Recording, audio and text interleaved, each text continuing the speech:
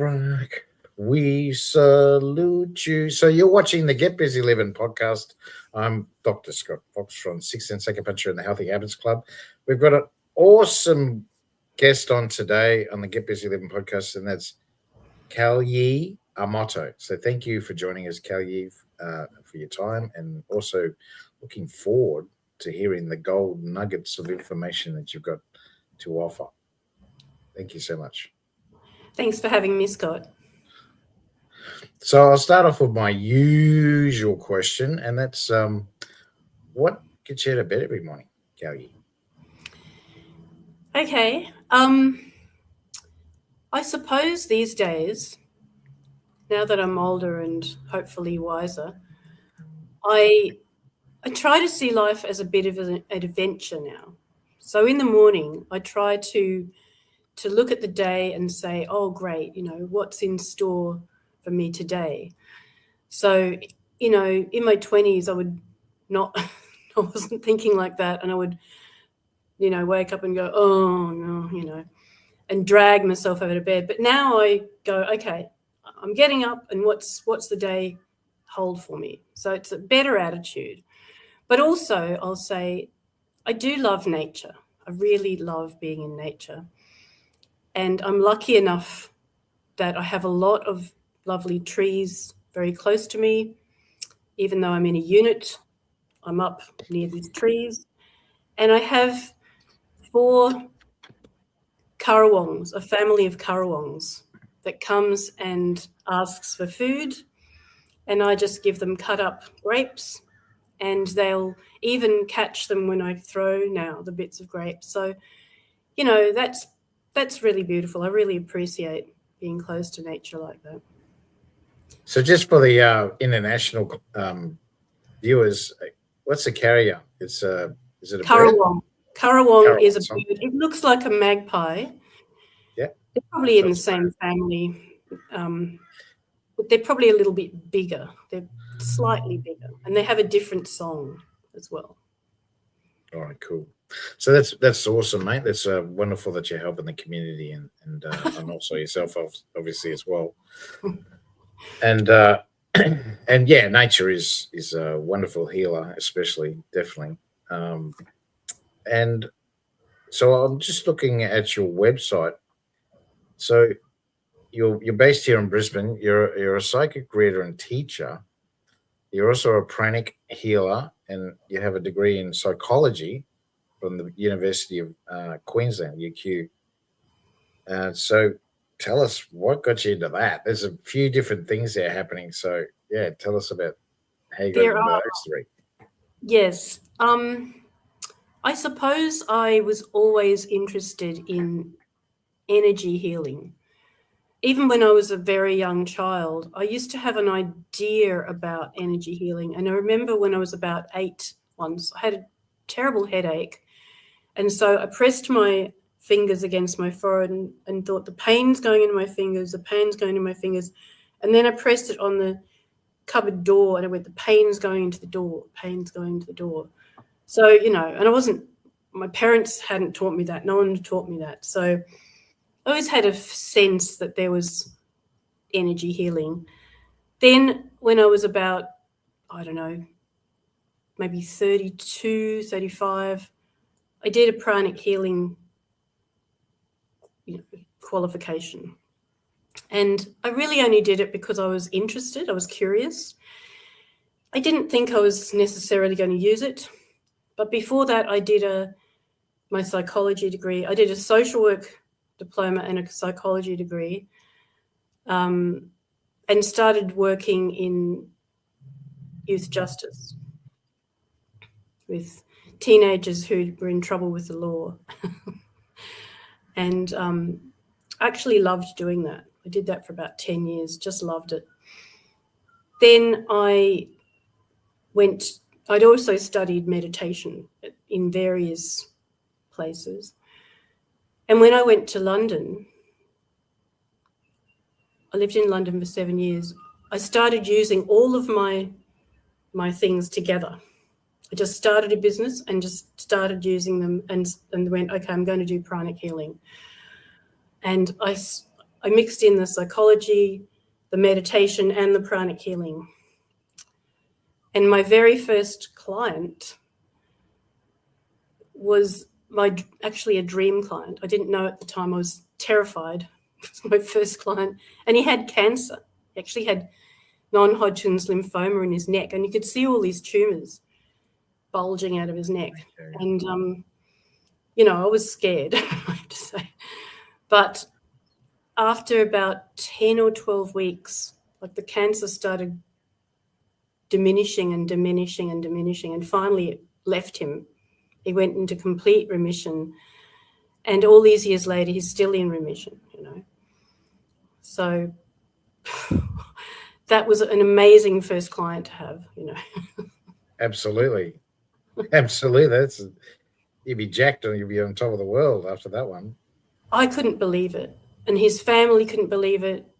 Everyone who knew him was like, he was Indian, and I was basically invited to his family, his immediate family, then his extended family, and all their parties and whatever, because, he looked terrible when he came to me. And then he just gradually went back to health, and it was amazing, That's from one pranic treatment, yeah? One pranic. No, it's about 10 or 12 weeks. I do one a week. So oh, yeah. Okay. Each one is about an hour. So 10 or 12 hours over 10 or 12 weeks. But still, to go into complete remission is... Yeah, wow. And so then I was sold. I didn't know whether I could even do it before. Yeah. I get it. It's fantastic experience. And he still sometimes contacts me, says hello or whatever. Yeah, that's okay. And so then it just catapulted you to I suppose, word of mouth gets around really fast. So his whole family basically became family, extended family, friends. And then I was able, he wrote me a nice testimonial, and it was like, boom, So, yeah. Gotcha. How young were you at the time? I was about 40. Okay. All right. Yep. Okay. I'll just turn back the turbines, because you sort of answered my third question a little bit there. Okay. Well, it actually extends from the second one. But what I was going to say, so working in the Department of Justice, for 10 years with GVs, what got you into that? Why did you? Was it because of the degree, or did someone say, "Hey"? It's a good question. I don't really know. I don't know. I suppose I'd had a tough childhood, and I was seen as a difficult teenager, I suppose. And so I suppose I had a desire to help them, And so, yeah, I don't know how. That's a good question. I just fell into it, really. But I know I was good at it because I genuinely liked them, and they can tell whether you do. A lot of the workers don't. So, I couldn't do it now. Couldn't do it now, though. So, yeah, I was going to say, what you're trying to say is that you can see the reflection in yourself, and that you wanted to help them with their difficulties as well, and that sometimes it can feel as though you're different to everyone else. But when you've got two parents, whether they be there or not, that can hinder the way that you think about how society views you, and not that I really care, but I was going to say, but that comes with age. But when you're young, when you're a teenager, it really matters. And if your parents don't like you, it's really hard. It's really, really hard. That's if you got parents. If you've got parents. But then if you've got parents and they actively show that they don't like you, that's extremely damaging, you know. Yeah. And so I wanted to help them. You know. Yeah.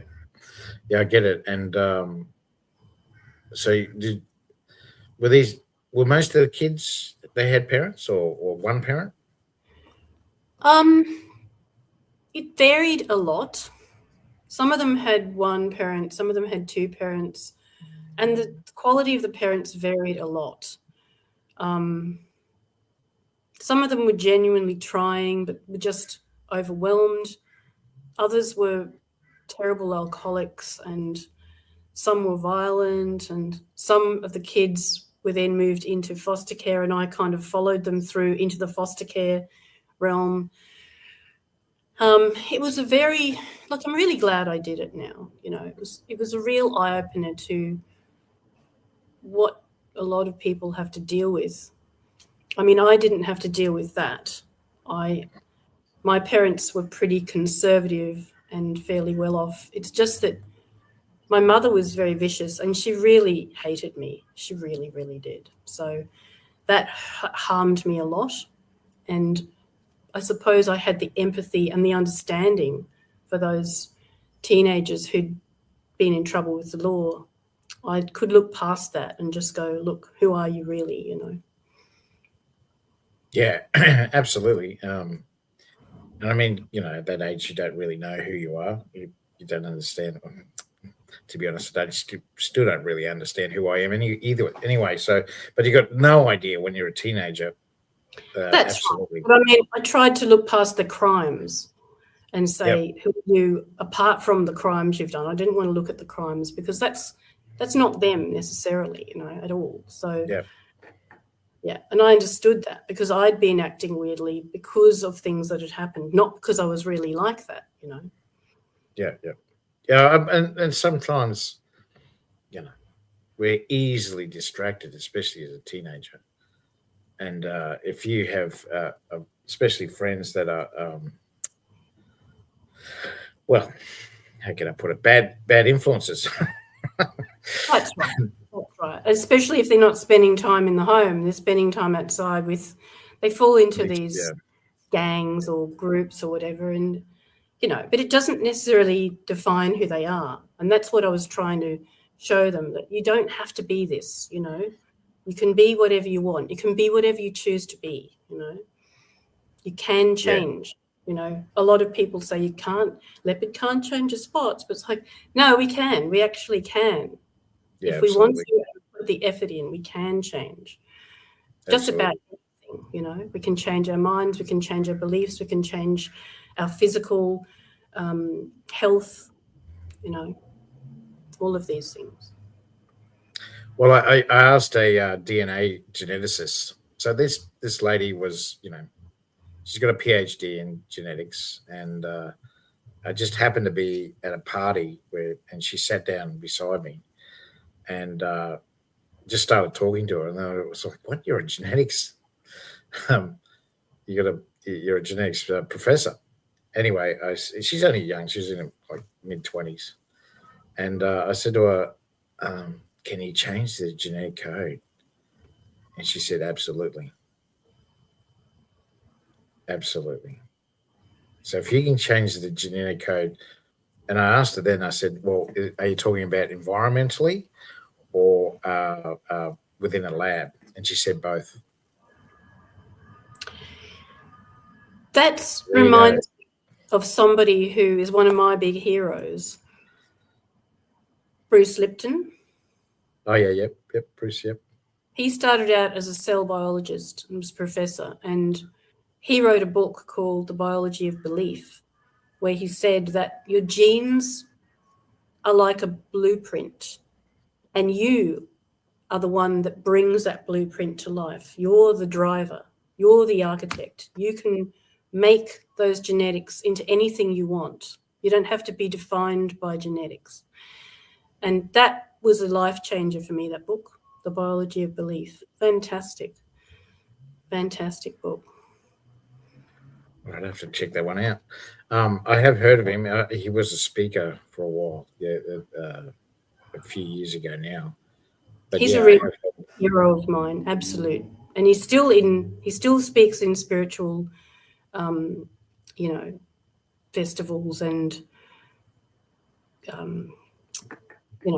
speaking conferences and things like that. Yeah. Oh, does he? He's still doing. Okay, I He'll didn't know go. that. He's old, but he's still sharp. I was going to say he must be pushing 80. Oh, I think Yeah, he's past 80, but he's really sharp. He's really with it. yeah. Okay. Wow. Yeah. Well, that's right. As long as you got a few marbles rolling around upstairs, it doesn't matter, does it? It's It's right. just that body just can't keep up. That's the problem. What was I going to say? Yeah. What were you saying? You're thinking then? What was I going to say? Okay. So did you? How many children did you see over that 10-year period? Hundreds, thousands? It's hard to know, really. I was supposed to be working with them intensively, which meant 2 or 3 times a week. Okay. And there was one young girl who, she made a lot of progress.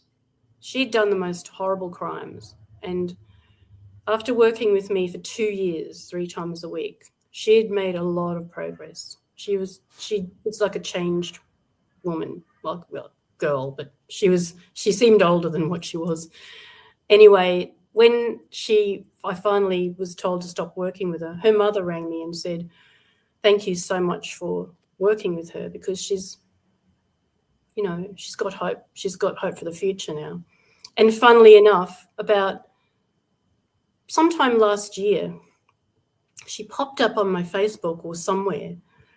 And so I contacted her and said, "Do you want to just meet up for old time's sake?" So we met up at a cafe, and she said she also went to be a youth worker. Oh wow. Yeah. Okay. There you go. Is it? Yeah. Pass it on. Oh, it was great. It was fantastic.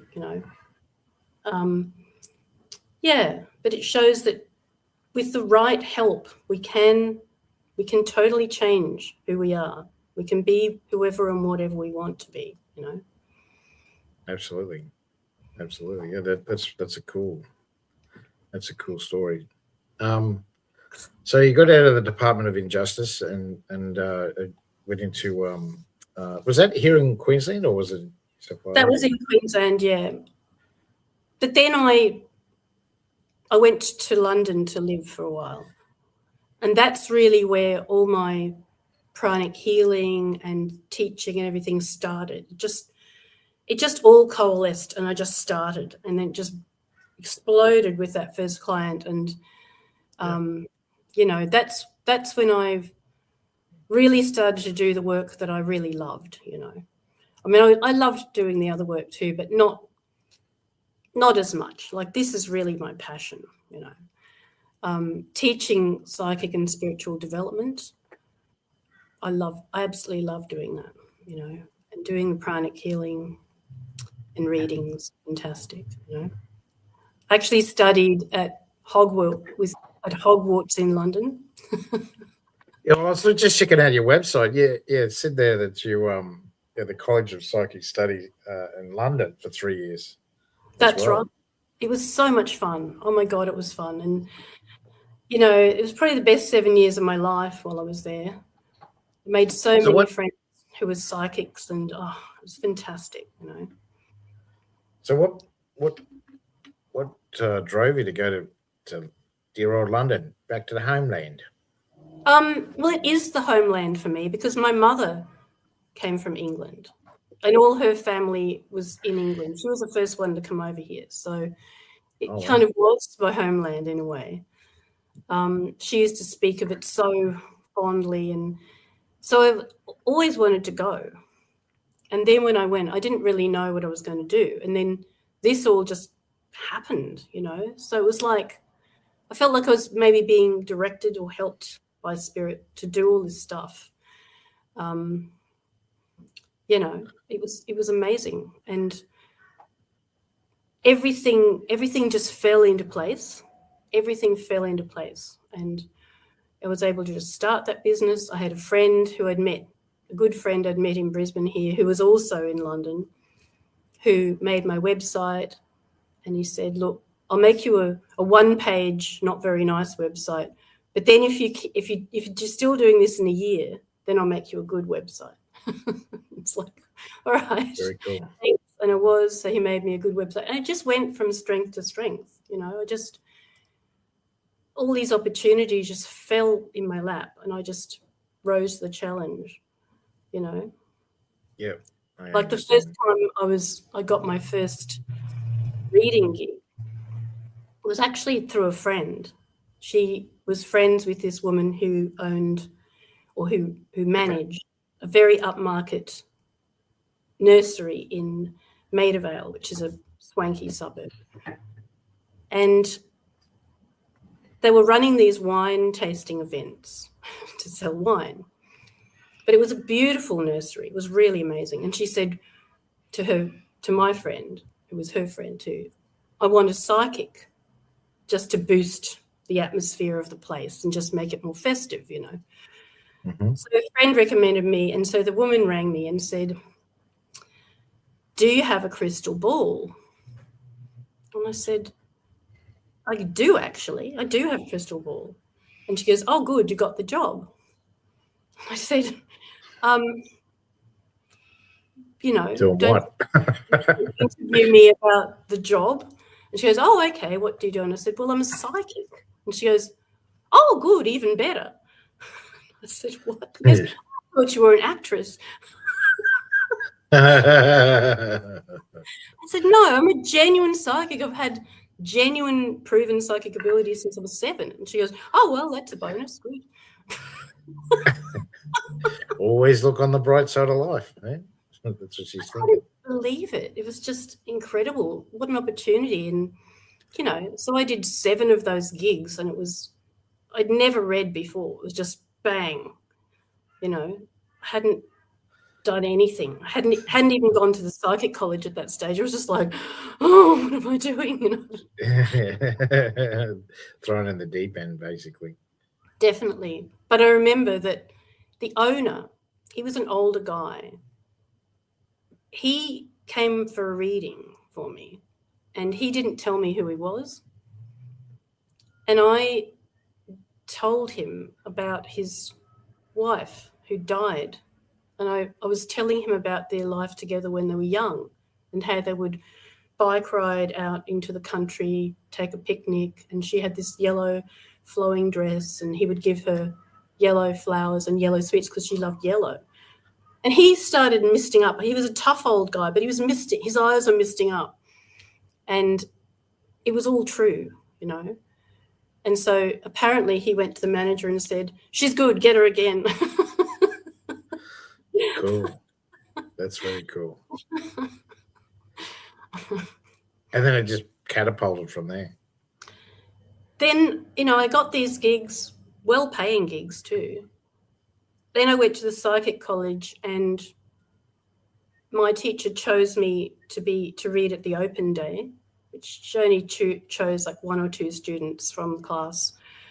Yeah. So I was doing these readings, and then I did the pranic healing and got that first client, and so that exploded. It was just incredible, you know. Wow. So you had an audience, you had a decent audience as well. I just had a lot of early successes, you know, and that gave me the confidence to just go for it, you know. Go for it. That's, you know, what's the saying? Fake it till you make it. But you didn't have to. I didn't have to. I was more surprised than anybody, you know. But then I suppose when I came back to Brisbane, it wasn't the same anymore. Like Brisbane compared to London is quite conservative. Yeah. So, you know, in a way I was starting from scratch, and I couldn't say that I was, you know, healed cancer. I wasn't allowed to say that, you know, even though I did. I wasn't allowed to say it. And so things have kind of slowed right down for me here. I still do my own growth because I'm very interested in helping people to evolve and ascend spiritually, my ideal client is probably somebody who's achieved and successful in a material way, but they feel like something's missing and they haven't explored the spiritual side. But they know that something's missing, but they don't know what it is. And so a lot of those people become my students, and I can see them then evolve. This is my main interest, Yeah. I see what you mean. So then that awakens their abilities as well. That's right. Being that, it's sort of similar to Chinese medicine in a way, is that your teacher would, depending on the teacher, but some teachers would not choose certain students. They would only take students that were, that they thought that they would, ready. That's right. They had the capability. That's right. And same here. If someone isn't really ready, I'll say, you're not ready. No. Go and do something, go and read some books or so I start working with people who are already wanting to be on the path, Yeah, I understand. So well, you've answered the third question, so I'll have to go back to the second one. Okay. So so why did you come back to Bris Vegas? Was it? I ran out of money. Because I'd had a house in Paddington that I sold to go to London, and then I just supported myself really with that money. My business I had a lot of people, but I wasn't charging very much, Yeah, okay. Yeah. So when the money ran out from the sale of the house, I had to come back. Yeah, gotcha. Reluctantly. So you're still doing that now? You're still doing pranic healing? I'm still doing the pranic healing, the teaching, and I'm always doing the work myself. So I'm always updating all my courses all the time.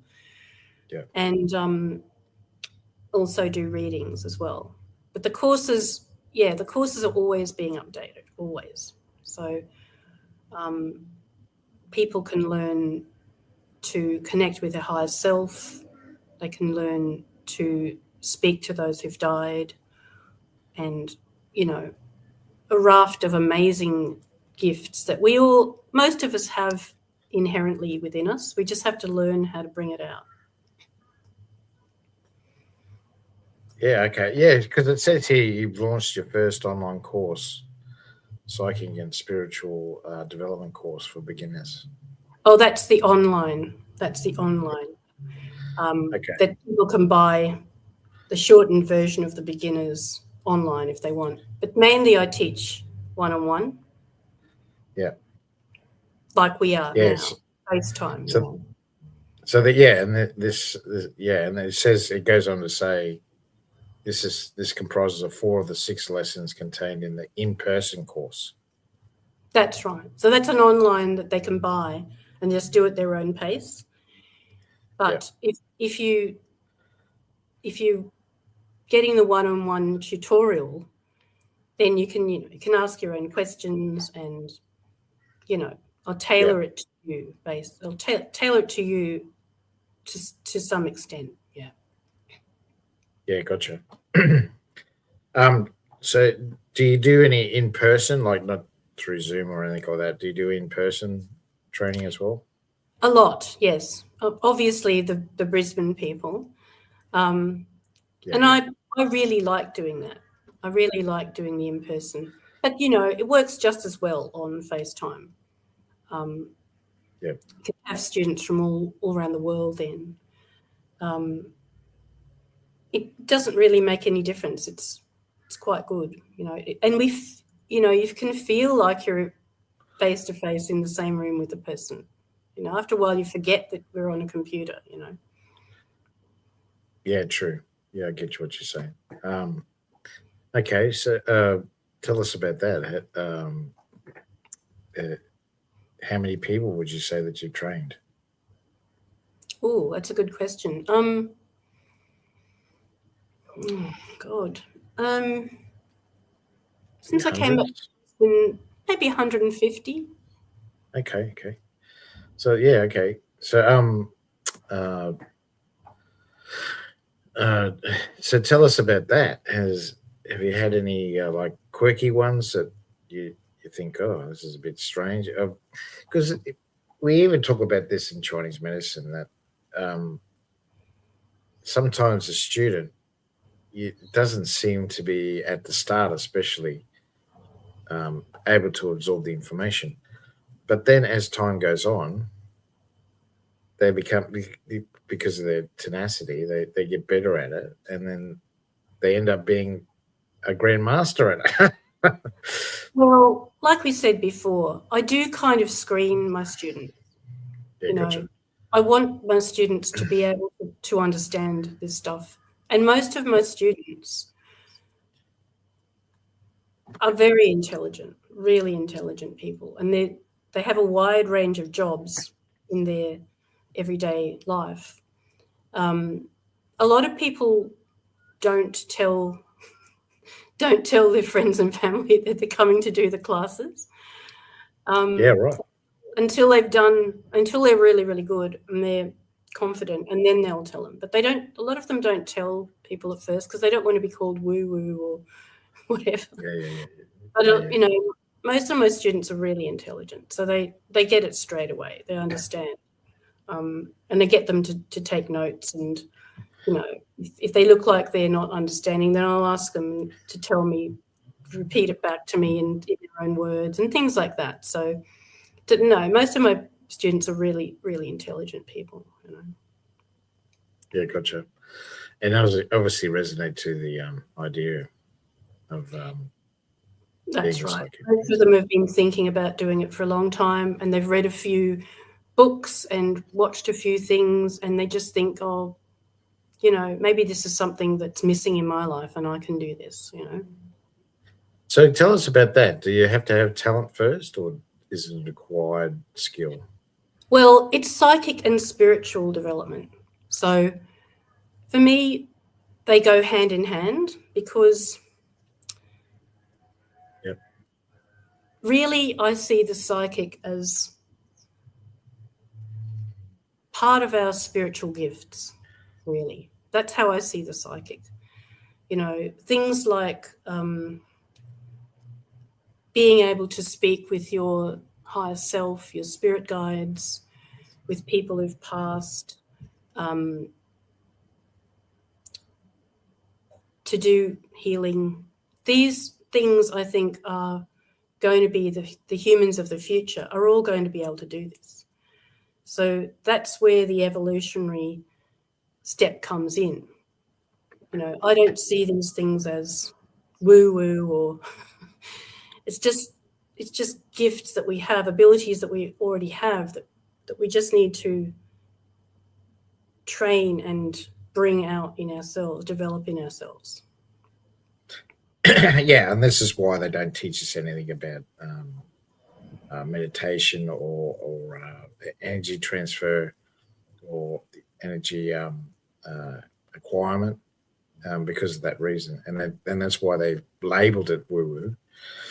Who's they? The people in charge, the people, GovCorp. Yes. GovCorp.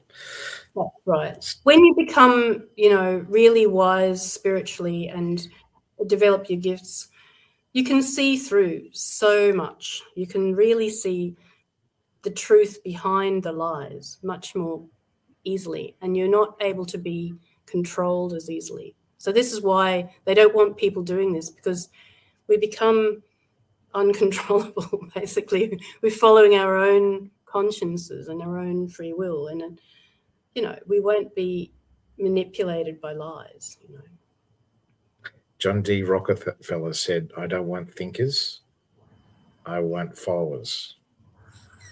Workers. I want that's workers. even worse. That's even worse. I want workers, sorry. It's blatant, isn't it? Yeah. They don't want us evolving. So they basically try and deny our spiritual reason for being here, really. Well, Nathaniel, his grandson, he solved his wish. Nathaniel introduced a new schooling system and became the director, which is not advertised anywhere. You look on Google, it's not there. He actually changed the whole curriculum.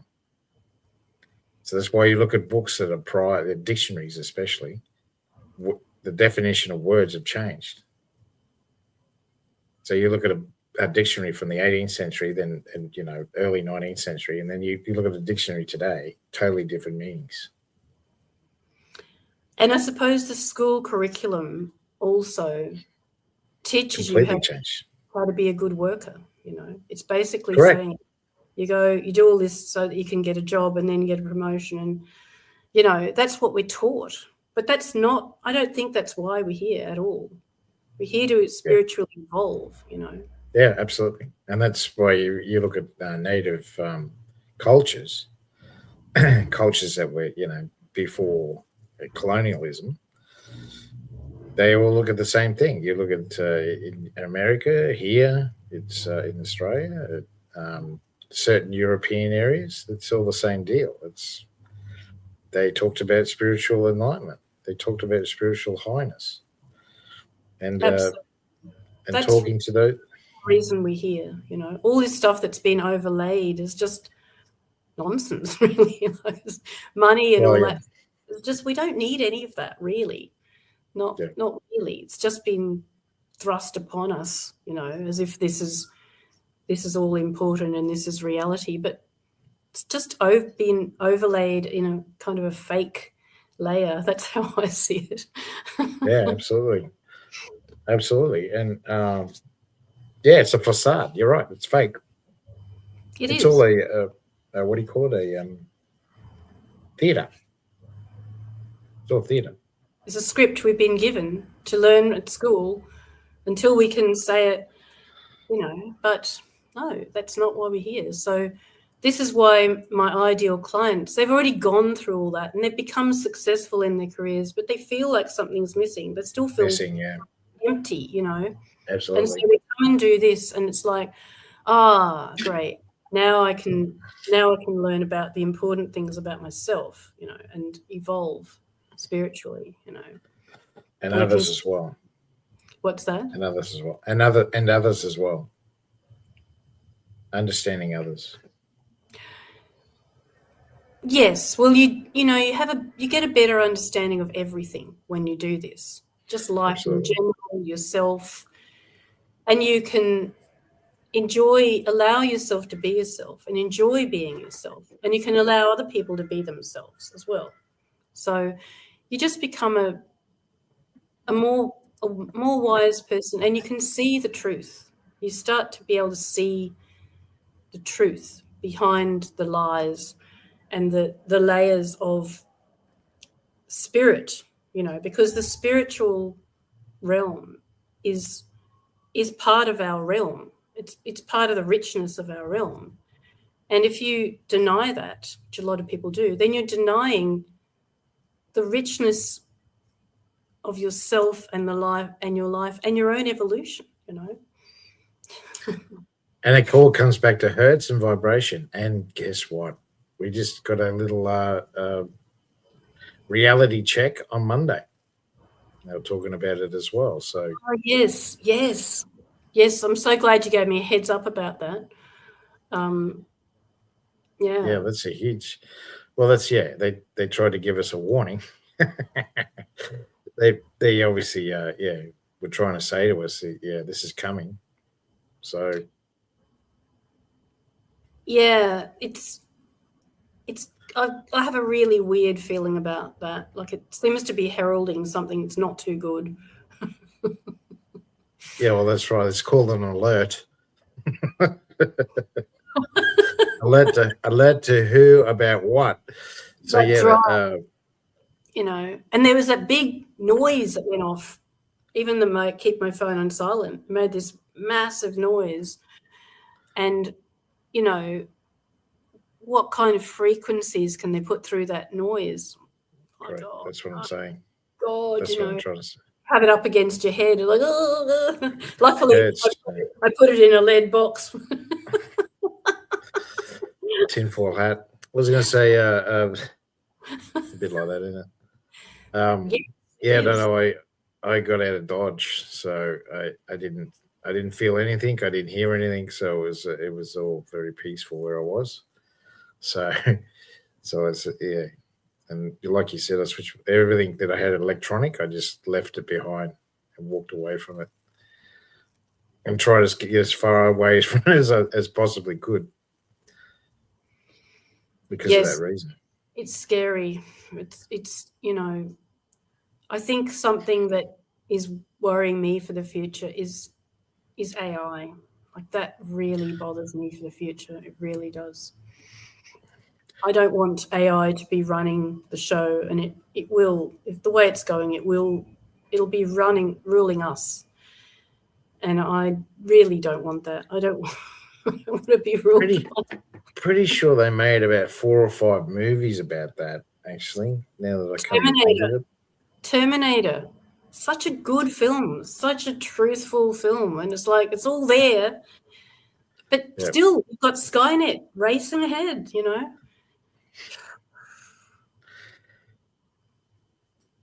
Yeah, well, it was called Skynet, wasn't it? I'm trying to remember now. It's called Skynet. And now Skynet's up and running. It's like, because there's so much money to be made from it, and the people who are going to make it, they're not going to stop that. They're not going to stop it. And well, the people, Mr. Musk has got his satellites out in space, and he wants he wants to abolish a lot, because most of our, like what we've got now, our Wi-Fi and everything like that comes from a line that runs from country to country and through the sea. But the problem is those lines have a 30-year lifespan, and the problem is it's been 30 years since they laid them all. So now they're thinking, well, should we lay more lines? But Mr. Musk is like, I've got an alternative. It's called a satellite, and then we'll know exactly where everyone is, and then we'll be able to control frequencies as well with that satellite. That's right. So we can't hide anywhere on Earth now. But there's thousands of these stupid things, tens of thousands of these stupid things that how much radiation is bouncing back at us? Like, this is not good either. But, It's the frequency. It's the frequency is the problem. It's the frequency. Radiation comes with the frequency, but the frequency is the issue. That's the one that produces it. Yeah, frequencies and radiation are just bombarding us now from from everywhere. I don't want that either, but certainly not AI. AI is and it's funny, you mentioned Musk, at first he was saying AI is the biggest threat to humanity. And I was thinking, he's okay then. And then he started Neuralink, implanting these things in people's brains. Yeah. Right. Yeah, you did a 180 degree, didn't you? Like, you couldn't get more opposite from what he was saying originally. Yeah. Implanting it in your brain, like that's. Because he created he funded the technology. That's why he owned Neuralink. I'm pretty sure he owned. He's got to get a return. He's got to get a return on investment. But he was saying that it was really dangerous, and then he wholeheartedly funded it and used it and was implanting it in people's heads. Like, Oh, that just boggled my mind. It's like, oh, what, you know. Well, Mr. Gates did the same thing. He wanted to implant it in our arms, but he wanted to put it in our arms. It was terrible. It was terrible the way that he influenced all of that stuff. And I bet you he didn't have it himself. Bet you anything. They don't have the shots themselves. No, absolutely not. And the same with social media. Mr. Zuckerberg won't let his kids anywhere near social media. So, I mean, it's, you know, I balk at using the word evil, but if you're harming people knowingly to make profit for yourself, that's pretty evil. Well, as I said, you got to get a return on investment. So yeah, so you've done really well. We're up to 45 minutes. So tell us about someone else that you've helped with your with any of your skills. Well, I suppose with the pranic healing, there was 3 people with cancer. 2 of them I know don't have cancer. Wow. The second one was a Chinese man, pretty rich businessman, and he got cancer in his nose, which was really horrible. Yeah. And we did the treatments. We were doing the treatments, but he wanted to do chemo as well. The first guy didn't have chemo. He was just doing the pranic healing, and he was okay and went to remission 10 to 12 weeks. The second guy wanted chemo at the same time. So the chemo was, aimed at his head, and the radiation, which was horrible. And he actually beat the cancer initially, but then when they gave him the radiation, it came back. And I was begging him not to have the radiation because I knew it was going to happen. But he said, "Oh no, I'm listening to the doctors," and had the radiation, and it came back. So then we'd spent about 9 or 10 months getting him out of the cancer in the first place. Then he got it back. Then it was another year. We worked another year to get him back to be in remission again. And when I was healing him, I had to heal the effects of the chemo and the effects of the cancer. So it was really hard. But then at the end, I said, he came good again. He came in remission again. He almost died though. He was so thin. He looked like an Auschwitz victim. Like, he was so thin. Sometimes I didn't know if he was dead or alive when I was treating him. He was so sick, But then he came to remission again, and I said, "Please do not have the radiation therapy this time, please." And he said, "The doctors told me that they thought the radiation brought it back. They won't be doing it this time." Oh my God. Yes, and we keep running back. So, so he's good now. He came good. Oh, wow. He came good. It took him a long time to recover, but he gradually did. And he also would invite me to Christmas and all this stuff. Then the third person was getting better, but then he moved to America, and I never heard from him again. So I don't know what happened to that third person. But then I've also worked with people who've had eye diseases, macular degeneration, also phobias. There was a woman who was frightened of the colour red. Wow. And weirdly, my flat, because I love red, I had all this red in my flat. She was trying to walk around the red, and I said, "What are you doing?" "I've got a phobia of red, colour red." And I had red on the chairs, so she couldn't sit down. But we we worked for a long time together, and gradually that went. Also, I had a young man who was a DJ, quite a good, famous DJ, who had irrational thoughts of needles being hidden in chairs or whatever, and that he would get pricked by these needles. And it was just irrational. It was a phobia. We worked for about a year, and he came good too. So it can be physical things and, psychological. Yeah, psychological. And emotional. Yeah, so work with people, depression, anxiety as well. So cool.